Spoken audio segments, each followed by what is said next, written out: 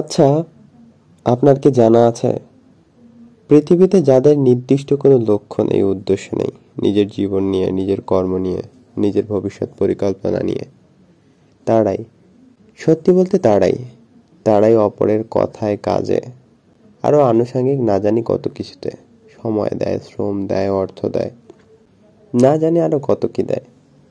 ফলাফল কি দাঁড়ায় জানেন? বিতর্ক বাড়ে, আলোচনা হয়, কিন্তু যে মানুষটা অপরের কথাকে কেন্দ্র করে নিজের জীবনের এত কিছু দিল, সে শেষ পর্যন্ত কোথাও যেতে পারে না। যেখানে যায় সেখানে আছে শুধু হতাশা, আছে শুধু অনিশ্চয়তা, আছে শুধু দিন শেষে কি বলবো, অভাব আর অভাব। আসলে এদেশের মানুষের একটা বড় সমস্যা কি জানেন?